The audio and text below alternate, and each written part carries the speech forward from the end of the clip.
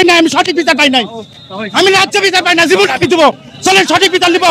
হাসিনার আমলে কিছুই পাই নাই, 16-17 বছর ধরে এই জুলুমের নির্যাতনের অন্যায় শিকার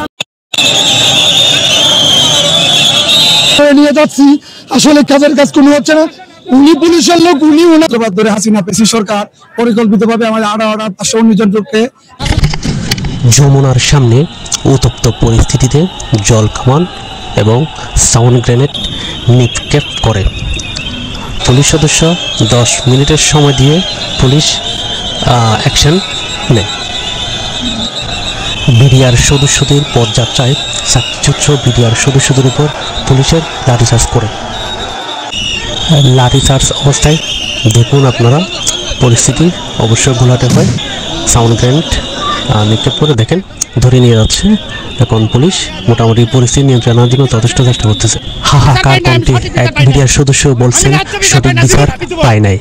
শুনুন, উনি বলতে চাই দরকার হলে মৃত্যুবরণ করব, তারপরে সঠিক বিচার চাই। সঠিক বিচার আমি পাই নাই ভাই, সঠিক বিচার আমি পাই নাই। সঠিক বিচার যদি পাইতাম আমি এখানে আসতাম না, আর আমি যদি অপরাধ হতাম এখানে এই পর্যন্ত আসতাম না ভাই।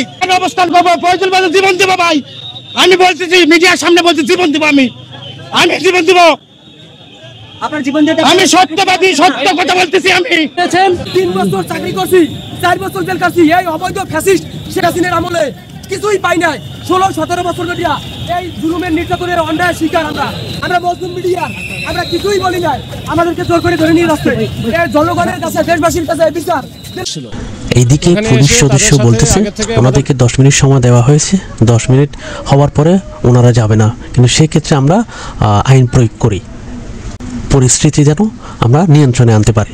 তো যেহেতু যাবে না, তখন আমরা ডিসপাস করার জন্য আমরা চেষ্টা করেছি, বা ওইখানে আমরা ওই যে ওয়াটার কানন দিয়ে জলকামান মারা হয়েছে, সাউন্ড গ্রেনেড মারা হয়েছে, মেরে আমরা পুশ করে আপনারা দেখছেন ঠেলে ঠেলে ঠেলে ঠেলে নিয়ে গেছে। যেহেতু তারা একসময় পুলিশ বিডিআর ছিল, সুশৃঙ্খল বাহিনীর সদস্য, আমরা তাদের উপরে খুব বেশি হার্ড হওয়ার চেষ্টা করি নাই।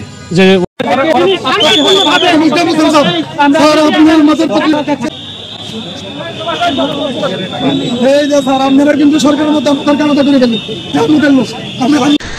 এই বিডিআর সদস্যদের বলতেছে পুলিশে কিছুই বলতেছে না, ওনারা দেখতেছে করতেছে, স্বরাষ্ট্র মন্ত্রণালয় নিয়ে যাচ্ছে, এরকম বলে আমাদেরকে মিথ্যা আশ্বাস দিচ্ছে।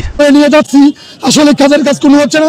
উনি পুলিশের লোক, উনি ওনার দায়িত্ব পালন করতেছে, উনি আমাদেরকে 7 পাঁচ বুঝতে সরাই দিতেছে, আর আমরা পুলিশের উপর শ্রদ্ধা রাখিয়া আমরা ওনার কথা মেনে চলতেছি।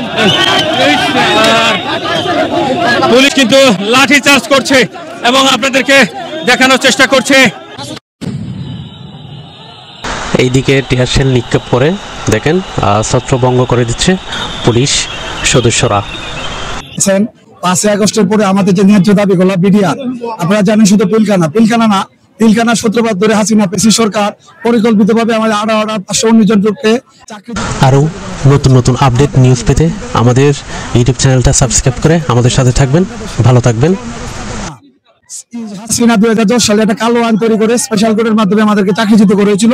আমরা চাচ্ছি নির্ভয়া দেশে এই স্পেশাল কোডের কালো আইনগুলো বাতিল করতে হবে।